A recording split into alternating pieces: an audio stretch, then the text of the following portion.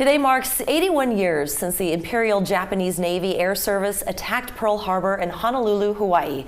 On this National Pearl Harbor Remembrance Day, we want to welcome two veterans, Ed Stefanak Jr., State Commander at the VFW of South Carolina, and Bill King, Post Commander for the L Jeffers VFW Post 10624 in Mount Pleasant. Gentlemen, thank you so much for being here with us today. Thank you for having us. And thank you both for your service. Thank you so much. Pleasure.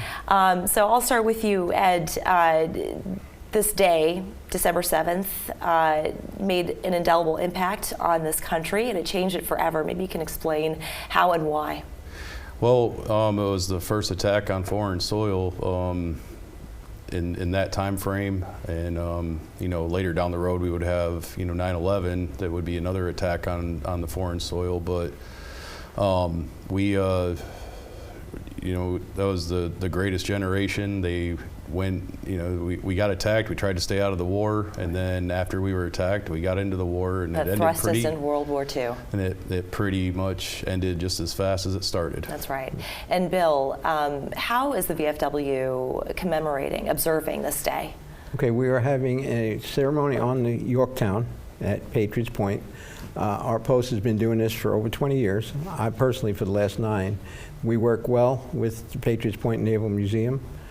We will be having a guest speaker, and then we throw the wreaths overboard to remember the ones who are lost at Pearl Harbor. Mm-hmm. And we also read all the names of anybody from South Carolina that perished at Pearl Harbor that day. Mm-hmm. And we toll a bell for each name. And Ed, tell us a little bit more about the VFW and who it serves, how it serves that community. So the VFW has several posts throughout the state. We range from Gaffney, South Carolina, all the way out to the beach area, and all the way down to the Georgia border in Aiken, and all the way up as far as Elgin and Lake Wateree and Fort Mill up near the North Carolina border. Each post does community service, which is Americanism. They do programs with local ROTC chapters at different schools.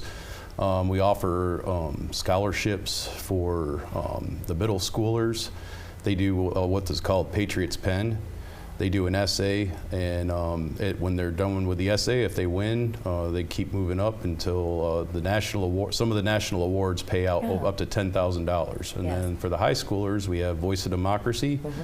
They do a voice essay, and same thing when they move up through, and a total of $32 million is paid out from from the post level all the way up to the national level in youth scholarships. And your Commander-in-Chief also testifies before Congress on behalf of veterans and for their benefits. So the VFW, very important among the military community.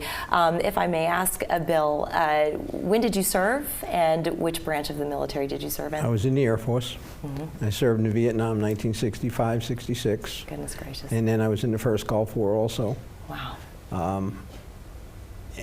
I was actually at Pearl Harbor on the 50th anniversary because I flew VIPs out of Washington. Oh, yes. I flew Air Force One, Air Force Two, and all the VIPs out of Washington as a flight engineer.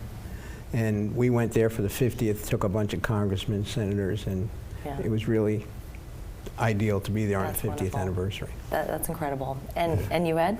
Well, first of all, Bill's like one of my mentors, and it's really good to be sitting here doing this interview with him. Yes. But I served 9.5 years in the United States Army.